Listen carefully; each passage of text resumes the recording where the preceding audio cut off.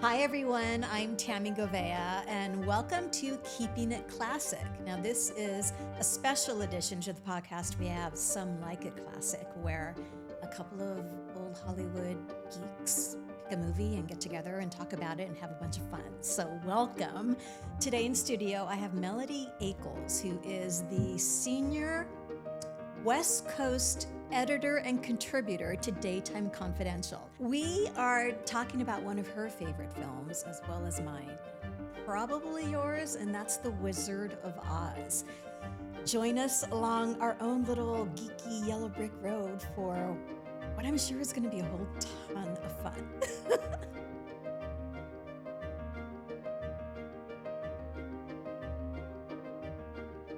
Welcome. Thank you so much for having me. I'm just so excited to talk about this movie. Me too.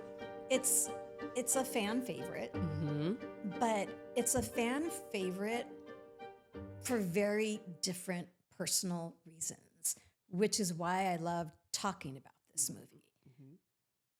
Why? Why The Wizard of Oz for you? For me, I mean, it's a movie I grew up watching, right?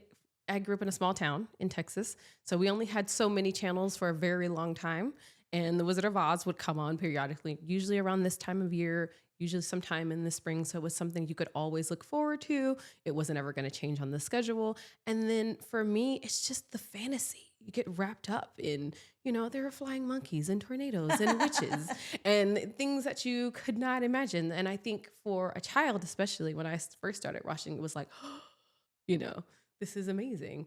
And I love watching, as I grow older, my reasons for loving it kind of change. I still love the fantasy aspect of it, but it's also the personal relationships between Dorothy and the Tin Man and the Scarecrow and the Lion, how they're all a little different, but kind of the same, So it's one that I always watch. I always look forward to. And then I kind of like to pick up little memorabilia as I can find it, because it's just an iconic movie. And it's got Judy Garland. Like, can you go wrong in there? I know. Can you? No. Okay. No, I didn't think so. That's the answer. No. Yeah. I watched it. It had been a minute since I'd seen it, but I watch it every year. Yeah, but still, I thought, do I need to rewatch it? Right? Mm-hmm. I have my memories of it. I know this, and this. And I thought, no, I'm going to rewatch it. Yeah. And I'm so glad that I did. Yes. So can I just tell you what struck me this go around was, I don't know, it's like triggered like an emotional thing. But it's a moment, it's in the beginning where Auntie Em, everyone's telling her, can you just occupy yourself, please? Because we've just got a lot of work to do. And she's trying to express herself, and it's just her and Toto. And so she and Toto are by themselves, and she just takes a moment and she looks up at the sky and thinks, it looks like a rainbow. And she starts talking about the end of the rainbow, right? And she talks about just her imagination starts running wild. And it struck me that we lose that as adults. Making the time, let alone having the time to just sit and let our imaginations run wild. And that really struck me. It made me sad on some level, but it also reminded me to just take the time to daydream. Yes. You have to. If you don't get outside of your own head every now and again, things go a little wonky, but it's true. But, you're absolutely right, especially in this movie in the beginning, in the black and white portion. She's just a kid kind of bouncing around, trying to find her place. And falling in pig pens. Yeah. Oh, gosh, that's one of my favorite scenes. Totally. Trying to find her place and belong somewhere. But like you said, everybody's kind of just like, go over here, do this, do that, So it's always interesting to try and watch it from Dorothy's point of view as this young kid who's in the middle of nowhere, right? There's no other really kids around. It's just her and her aunt and uncle and the farmhands. I love that you said it's from her POV, which is that of a kid, because Judy Garland, and I say that Judy Garland, she maintains that childlike POV, that perspective. Yeah. She is committed. I mean, she was a kid. Yeah. She was 16. Yeah, she was 16. She was 16. Like, she's the only actual young person, you know? Yeah. So it wasn't that far of a reach, I guess, because she was still able to land in that space because that's just who she was. Yes. She was a child. But there was just such a beautiful innocence to Dorothy Gale. And eternal hope. Yeah. You know, and when you're talking about, so there's so many things to talk about. First of all, it's 1939. That's a whole podcast in and of itself. True. But we have Jack Haley, who is the Tin Man. Buddy Epstein? Epson, I think. Epson. Yes. Was the original. The Beverly Hillbillies. Yes. Buddy Epson was the original Yes. Tin Man. But didn't he get sick because of the So makeup? he was, yes, they put him in the makeup and he had this terrible allergic reaction and he couldn't do it. So Jack Haley had to do it for him. Oh my gosh. Ray Bolger. Come on. The Scarecrow. Yes. Bert Lahr. Is that I'm pronouncing it so. correctly? Yeah. The Cowardly Lion. Margaret Hamilton. Just, The MVP. Like, yeah, let's just call it the absolutely. MVP. She's terrifying. I'm on the upper echelon of age, and she still scares me. Oh, yeah. And she's not a witch in the beginning, right? But those kinds of personalities as a Yes. child. Yes. She has that very stoic, personality from the very beginning. And she's on this bike and she's got this permanent scowl, you know what I mean?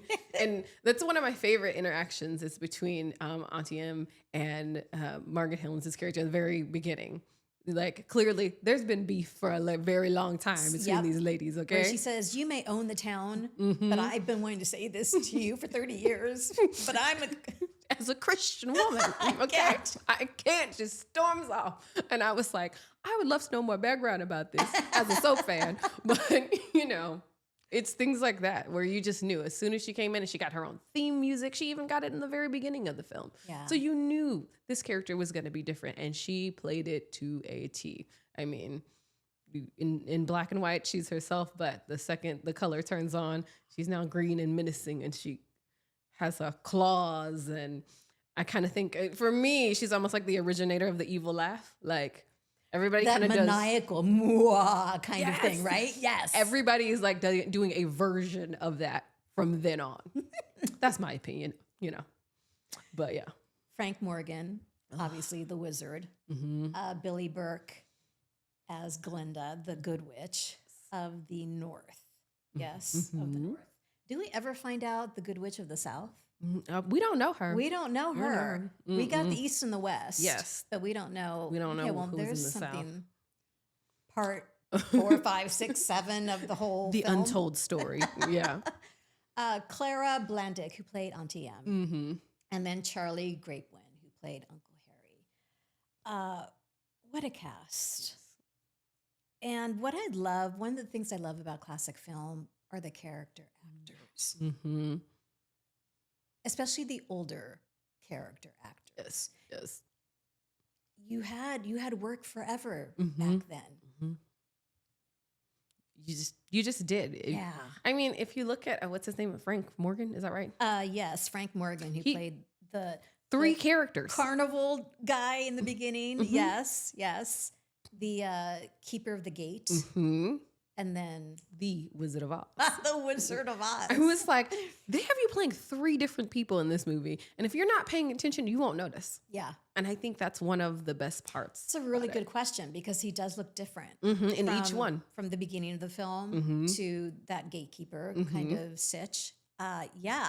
And I remember watching it last night and he's got that full on mustache that they've given him. He's got the handlebars. He's got it all. Yes. But he's giving us character acting. He's giving us theater on screen. That's it. It's theatrical. That's absolutely it. Which is why he's so fascinating to watch. Yes. And his relationship with Dorothy in the beginning, he has a soft spot for her from the get-go. Immediately. Like, because you could tell he's a con. Absolutely. Totally. He's an absolute And you con. don't want to like those types You of people, don't. right? He's by himself. He's kind of part of this carny thing. He's trying to get there. And he immediately has a soft spot for her. He's like, oh, what are you doing? Like, he can kind of tell this poor kid is lost somewhere and she needs to go home. But I like that he was like essentially trying to look out for her. That kind of shows he's got a heart somewhere in there, which is a theme of the movie. But it was at least endearing to know he's not all bad. He does at least want to help the poor girl who has run away from the evil neighbor who tried to steal her dog. That scene just destroys me. I mean, I don't care how old you are. Mm-hmm. You have your little fur baby and someone is not just going to take it from you. She uses the word destroy. Yes. And it's a little dog, you know what I mean? It's this little tiny, and you're like, I have to get rid of the tiny dog. And I'm like, lady, you don't have anything better to do with your time? Like, She's evil. This is what you're doing? You're picking on the kid with the dog? Like, come on. It's the perfect, I was going to wait until later, but we have to talk about Toto, played by Terry. I know, that wasn't even his name. That was her name. Well, actually, it was Terry, but then the owner officially changed it to Toto, I think in 1942, but we have to give some history to Terry. Okay. So she was a Karen Terrier, had done tons of films, but was only credited for The Wizard of Oz. Oh, wow. Okay. She was a rescue.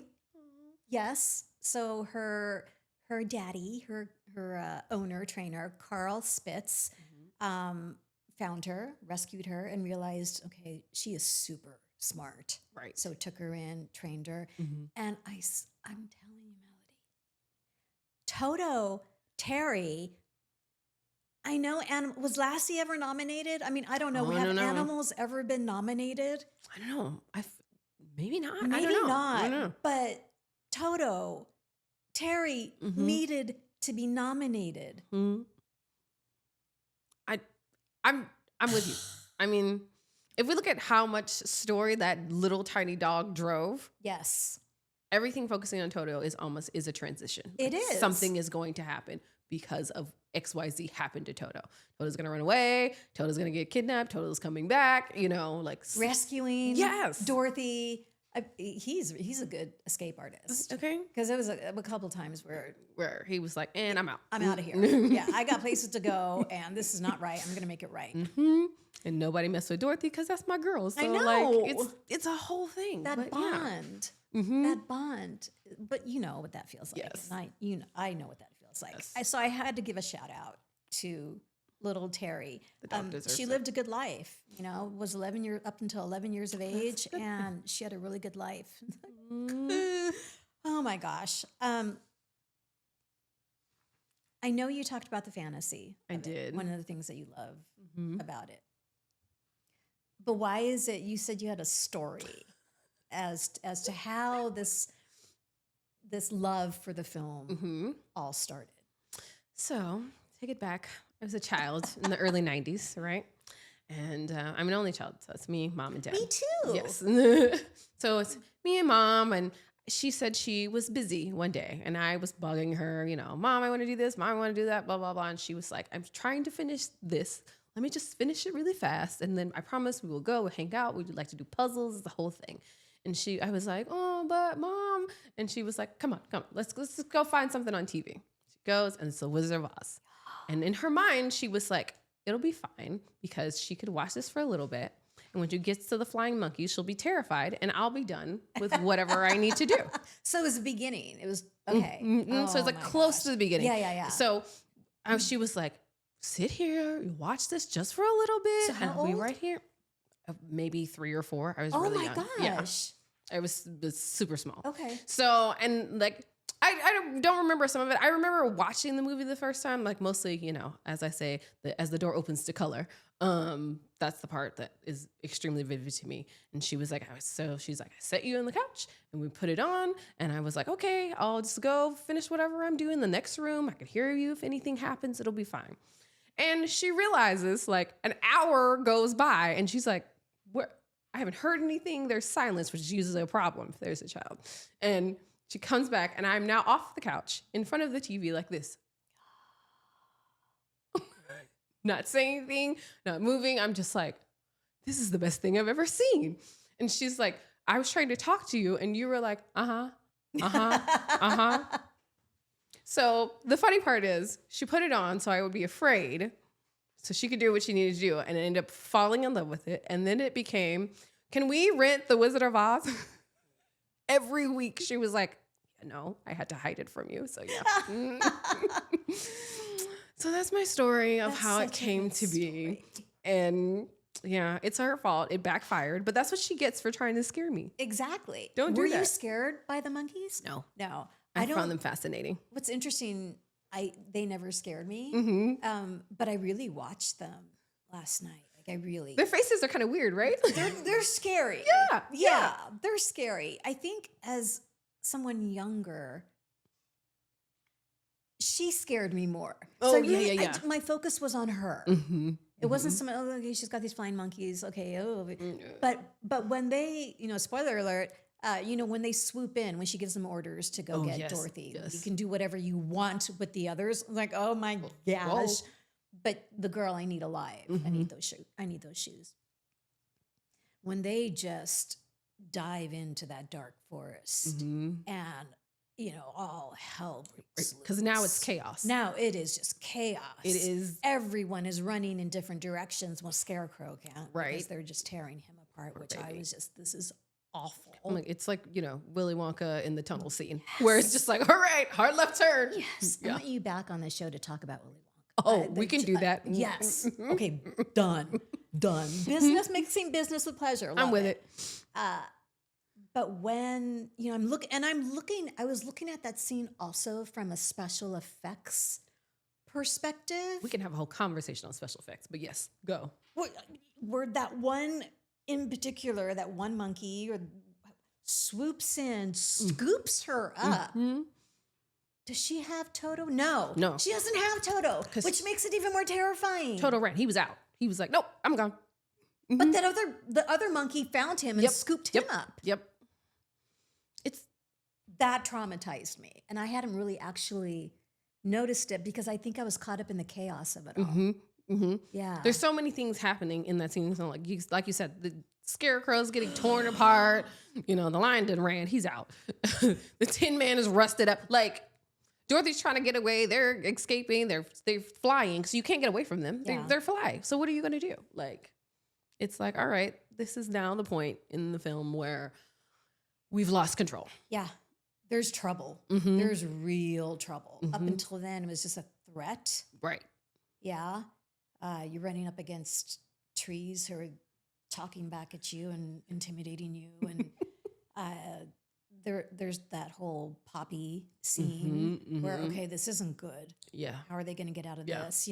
I love the trials and tribulations, until they get to Oz. And then when they're forced out of Oz, well, I'll do what you want, but here's the caveat. There you go. Like, are you kidding me? It's always something. There's always a twist. There's always a turn in this movie. It's almost like nothing is ever quite the way it seems. Don't you love how fearless Dorothy is? Oh. But it's not a bravado fearlessness. It's not a Robin Hood, I'm going to save the day kind of thing. It's just her standing up for what's right. Yes. Right? I think a lot of it too is her having that youth. And we all know with children love to help. They want to help and do everything, and always be involved. And that was a lot of her, especially as we're going down the yellow bricky road. She wants to help the Tin Men. So yeah, sure, you can come along. And no, nobody's going to mess with you because you're my friend now. Like, I'm helping you. We're helping each other. So it was always nice to see her kind of really just stand on the side of right. Like, at one point, doesn't she apologize to the trees for picking the apple off of the tree? Yes. and because the tree says to her, how would you like it if someone was picking you? Right. And she, Oh my gosh. She's like, oh, I didn't realize. I never thought of that. Being able to see the perspective Yeah. For as a someone so young. child of someone else's opinion. Yeah. And understanding it and apologizing. I didn't think I was doing anything wrong, but you know what? You're absolutely right. Yep. And then Scarecrow shows her the reverse side of it. And he's like, oh, you want these apples? I'm going to show you how to do it. Like, this is how it goes. Like, come on, kid, keep up. And she was like, oh, okay, this is a great idea. And now I don't have to get in trouble for picking the apple of the tree. Like, it's perfect. Did you have a favorite? Tin Man, the Cowardly Lion, the Scarecrow? Okay. So I go between the Scarecrow and the Tin Man a lot. The Scarecrow were with him for the longest. And I think a lot of what I enjoy about the Scarecrow is that he claims to not have a brain, but he's very clever most of the movie. That's a perfect word. Okay? Yeah. Very clever. He's always thinking of another way of how we can move forward, right? And then the Tin Man probably has my second favorite song, the little song he sings right after they oil him down, right? And he does the little dance. There's something about it. I can't explain it to you. I don't know why I like it so much, but I do. If I Only Had a Heart? Yeah. So and he does the little dance, and I always do like the little dance, and he does it. It's a whole thing.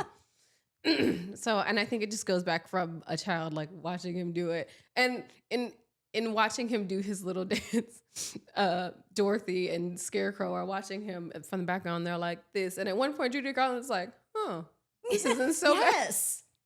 And I just love it. Yes. I love it. But yeah, mostly I go between Scarecrow and Tin Man. I think Cowardly Lion, for the most part, like, I definitely think he has his representation, right?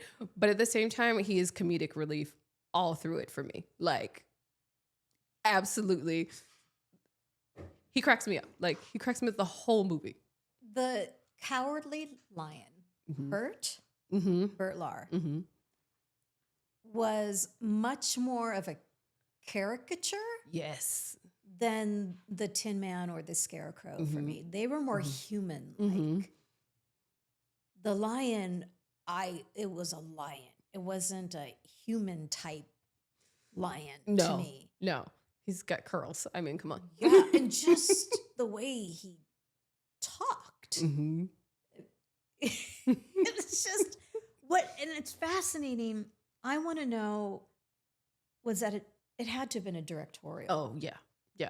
Like somebody told him, like, go in there. Right. And run with it. Right. You're performing. As we say, you're acting. Because that was him from like the first scenes. That's true. You are acting the whole time. Not nobody, not know how. You know what I mean? Like he goes on his own monologues, his own tangents.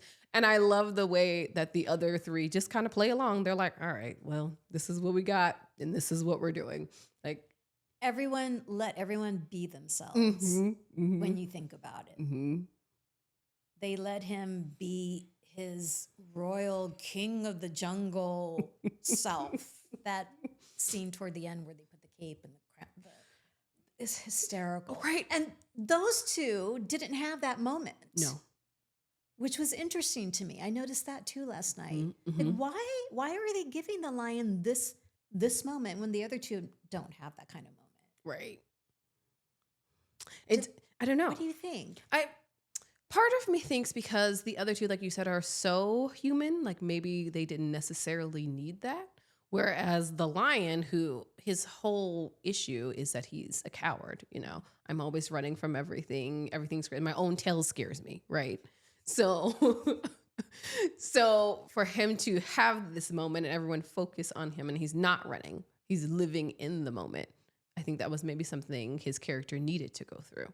And where everyone supports him. And at one point he has an entire coronation, okay? They put the rug on him. Tin Man hits the flower pot and they give him a crown. It's brilliant. Everyone is saluting. We are bowing, curtsying. It's a whole thing. But it's also to give him confidence because that's the thing that he lacks. And who better to do that than your friends? Yeah. And there's so many themes to this movie. I mean, obviously, there's the No Place Like Home. Oh, yes. Right? Which is kind of what everyone associates with The Wizard of Oz. But the power of friendships. Yes. And how those friends are family. They're chosen family. Yes, I was about to say it. Yeah. Yeah. I mean, it's all about who you choose and who supports you for the right reasons, you know? And even in the film, I always felt like the Scarecrow had all of the right intentions. He really did. You know, he wanted her to get home. The Tin Man did not. If you watch the Tin Man throughout this film, he is shady and he is selfish. Really? Yes. You have to watch it. One of my favorites is at the very end when everything has all come out and the Wizard of Oz is found out, and he's like, okay, all right, I came in a balloon and I'm gonna take Dorothy home in the balloon. Watch that scene because the Tin Man purposely unravels the rope and sets the balloon off so Dorothy could stay. I remember, the unraveling of the rope. He unravels the rope. Intentionally? Yes, absolutely. You have to watch him do it because Toto runs off and she's like, oh, Toto. And he was like, oh no. Oh, Fascinating. Oh no. It's gone. Oh, well, guess you have to stay now. Oh, he loves Dorothy. Right? I'm like, He it's didn't want her heartwarming to and go. selfish. I know, totally. I can't argue with that. It did cross my mind. That's so funny because if you don't take the time to really think about it, it's just you let it go. Oh, yeah. Because the moment, he's up and now Dorothy, and like, what's going to happen? But yeah, I think I do remember thinking, how did these ropes get unraveled? He so did it fast? because they were holding, because it's a hot air balloon, right? Yeah. So you have to anchor it. So Tin Man, Scarecrow, and Lion are anchoring this balloon. When Toto runs off, Dorothy runs out of the basket. Scarecrow goes and tries to help her. And that untethers one. Mm-hmm. And then Lion, who is a coward, but he's got his bravery kind of a little bit. And the commotion is like, what's happening? And the last one holding it is the Tin Man. And he goes, doot, doot. Oh my gosh. Oh no. What have I done? That is hysterical. Oops. Oops. Sorry, not sorry. Oh, well, it's done. I That's love one of my that. favorites. I'll show you. Yeah. We'll watch it. We'll watch it together. We'll have a watch party. Please. I love it. That would be so much It fun. makes me so happy. That would be so Like, much fun. yeah. We need a big screen TV. Because let's talk about the Technicolor Okay. aspect of it. I mean, I was going through, part of this has to do with 1939. Yes. Which is a giant year for film. Some would say the greatest year of cinema to date. And when you take a look of what was nominated, and if you take a look at the films, do you want me to do a quick recap of the films? I mean, if you want to go over it, but I always say in the same year we got Gone with the Wind and The Wizard of Oz. So I know. Okay, so I'm going to do a quick recap of the films of 39. Stagecoach. Okay, so directed by John Ford with John Wayne. Gunga Din with Cary Grant. Wuthering Heights. Laurence Olivier, Merle Oberon. Goodbye, Mr. Chips, which I haven't seen, with Robert Donat, D-O-N-A-T. Only Angels Have Wings with Cary Grant and Jean Arthur. I love Cary Grant. I know, and Jean Arthur, I love. The Wizard of Oz, obviously. Of course. The Hunchback of Notre Dame. Charles Lawton, Maureen O'Hara. The Roaring Twenties with James Cagney and Humphrey Bogart. The Rules of the Game. That one, I think, was... it was a French film. Yep. It was interesting. 39 had a French film, and it also had a British specific film, which I love, that kind of European influence in American cinema, which is great. Destry Rides Again with Jimmy Stewart and Marlene Dietrich. Young Mr. Lincoln with Henry Fonda. Dark Victory with Betty Davis. It's like one of my favorite films of hers. And George Brent, Nanochka.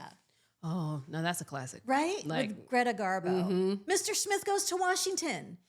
Okay. Jimmy Stewart again. Of Mice and Men. The Adventures of Sherlock Holmes. Another Thin Man. It was the third Thin Man of this series.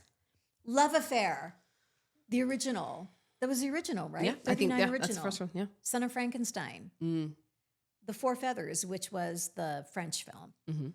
Babes in Arms with Mickey Rooney and Judy Garland. And Beau Just with Gary Cooper, Ray Milland, and Robert Preston. So here we have 39, the nominees for Best Picture. So they had 10 pictures. They used to, yes. They used when to they have first a started. long Yep. list. And I remember when it got changed to, what was it, 5? Yeah, we're at about 5 now. We're at about 5 now. Sometimes 6, depends, but yeah. So Dark Victory, Gone with the Wind, who ends up winning 8 Academy Awards. Goodbye, Mr. Chips, Love Affair, Mr. Smith Goes to Washington, Nanochka, Of Mice and Men, Stagecoach, The Wizard of Oz, and Wuthering Heights. What a category. Just what a year for cinema in general. And you kind of have every category. You know, you've got your drama, you got fantasy, you got horror, you got everybody. Yeah, you got especially a comedy. love story, Western, Stagecoach. Yeah. Like, you've got so many. Do you think, had Gone with the Wind, you know, I always throw out these hypotheticals, and usually the answer is we'll never know. But had Gone with the Wind not been made, do you think Wizard of Oz would have swept it?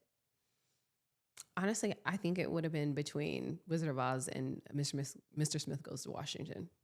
Such a good Jimmy Smith is incredible in that movie. I know. Oh, it's one of my favorites. It is. So, but then there's also Stagecoach, which is really big for. I've never seen it. Okay, you have to at least watch it. Like, and I love Westerns.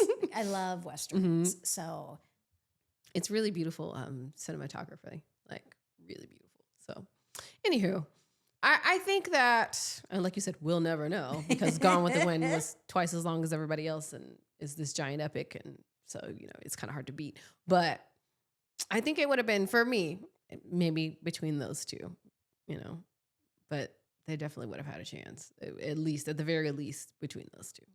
Because there are just, when you look at the category, and Gone with the Wind had it in spades, just as you're watching it, just being in awe of the cinematic experience. It changed the cinematic experience going forward. Oh, yeah. Yeah. But I think you can say the same thing for Wizard of Oz, like we were kind of mentioning earlier. The Technicolor, like I said, we opened the door to color. For me, I like to call it the point of no return for black and white, because once that happened, and I think that was such an incredible stylistic choice of saying, well, why don't we make the first 20 minutes of the film? And it was a long, looking at it, I didn't realize just how long that first half of the film is before she even gets to Oz and opens that door. Yeah. You're in her world. Yeah. You're there. And I love how we start immediately in the action. Like, we don't just kind of roll up on her walking. No, it's Toto has gotten to something. She's like, Toto, we got to go. We got to get home now. Right. So like, we're in the action. So you're in her world and you're there for a little bit. And then, you know, the tornado rolls through. And can we talk about the tornado really quick? The scene in her room where she's looking out the window and there are all of these things within the tornado. And we know, you know, from the history that most of the effects on this film are practical. They did all of that themselves by hand in the studio. Thank you very much. Look at it. It looks like there is truly a storm rolling through. And then we're imposing all of these images in there in 1939. So it is incredible to watch them do that. And even now, as you know, they've restored the film into 4K or 75K or whatever on these days, it looks great. It still looks great now, in way far in the future, you know, now that we're almost 100 years in. Isn't that crazy? We are. Oh my gosh. That's going to be a heck of a celebration. Oh, yeah. Oh my gosh. So, I mean, so if you look at those scenes, it's like, how are you doing this in 1939? Like, who was in? I would love to know, like, how everything was done. But anywho, through the tornado, we get to everything. Everything stops. The music stops. There's this beat where it's just silence when the tornado stops. And she goes, oh. And it's kind of a way to reorient not just her, but the audience, because we literally just went through a tornado with her, right?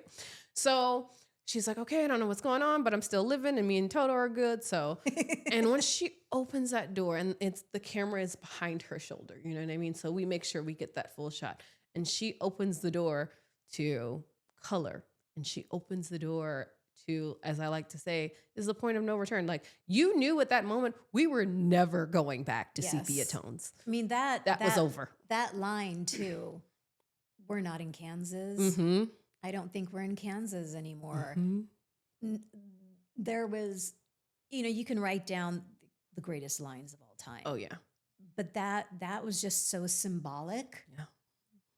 It's not just, we're not just physically in Kansas anymore. This Mhm. is symbolic for her, Mhm. unbeknownst to her, Right. right? She's not going to come back the same person, Mm-mm. right? And people have the T-shirts. We're not in Kansas anymore Mhm. because there's so much symbolism Yeah. behind that. It's letting you know that what you knew before is not there anymore. But yet, the theme of there's no place like home. Mhm. There is that belief that you can go back home. Mhm. Some people say, well, you can't go back home, Well, right? yeah. You can never go back home. Right. But I think home is where your family and or chosen Mhm. family are. Mhm. And that could be, geographically, or that's just the people. Yeah. It's about the people, and Yeah. it's not really where you are physically.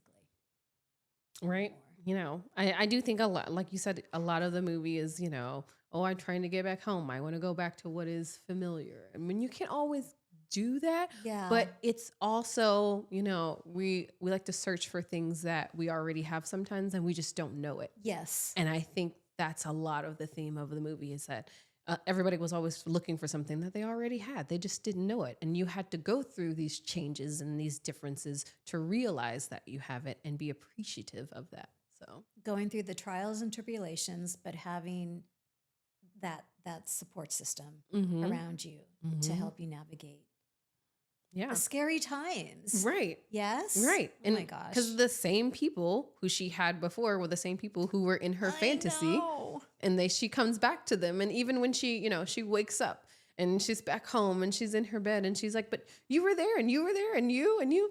Oh, but I guess you couldn't be. But I swear you were. Right. She played that perfectly too. She did.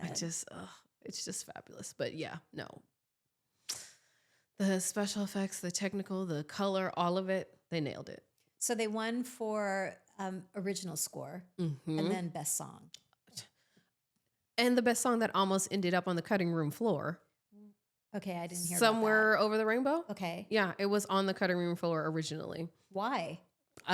There wasn't time for it apparently, and they thought that we had spent too much time in Dorothy's world in the it's beginning. time to move on. Right. Oh my And gosh. apparently Judy Garland went to bat and was like, "No, I think this is really great, and we need to keep it." Little 16-year-old self. That's what I heard. That's the rumor. Oh my gosh. And yeah, but it was on the cutting room floor. Apparently, she was like, "No, I think it's really great. I think we should keep it." And I think somebody else backed her up. And thank goodness they did, because it would be a very different film without it. Absolutely. I mean, that became her song. Yeah. Forever. Yeah. And it's the Forever. song of the movie. Yeah. It's, somewhere over the rainbow, things are so much better, but maybe they aren't. Yeah. I don't know. Yeah. So, yeah. If someone asked you, someone who's never seen the movie, why they should watch it, what would you tell them? I think that you should watch it if you possibly want to learn something about yourself that you didn't know before.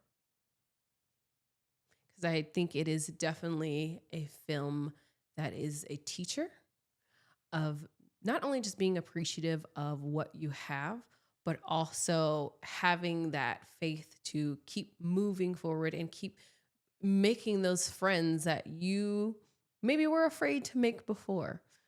We talked about chosen family. If she hadn't have been so brave at 16 to start off on a yellow brick road that a bunch of munchkins told her about, right? Because what is happening at this point? And just to keep going and keep pushing and gathering friends along the way. It's another story about a village, about Community. right. You can't do it alone. So, and in the beginning, she was alone a lot. And throughout the movie, she just keeps gaining friends. So I think it is definitely a film that could teach you about yourself and teach you kind of about life too. You just kind of have to go in with an open mind about it, because some weird things are going to happen. Okay. A lady's going to come down in a bubble. All right. There's another one that's green. just have an open mind about it. You'll be fine. You know? Suspension of disbelief. Is that what they call it? A little bit, you know, you got to check a little bit of your reality at the couch if you're going to sit down and watch it. But also you have to almost like see through that and look at the real message of what they were trying to tell us. At least that's what I think. Thank you for allowing me to rewatch it Mm-hmm. again, for learning that whole Tin Man. I got to check. I'm going to show you I on gotta YouTube. check We're going to watch his it. behavior more from the beginning to the end and just track Mm-hmm. his reactions, Mm-hmm. because that's fascinating to Oh, me. yeah. That's fascinating. It's one of my little favorite things to watch. You know, you watch it twice a year, you just start picking up on things that you didn't always realize before. So And that's the it's beauty of always a fun. great film. You can rewatch it and still learn something or feel differently about it, Mm-hmm, mm-hmm. which is a sign of brilliance. Yeah. The Wizard of Oz, 1939.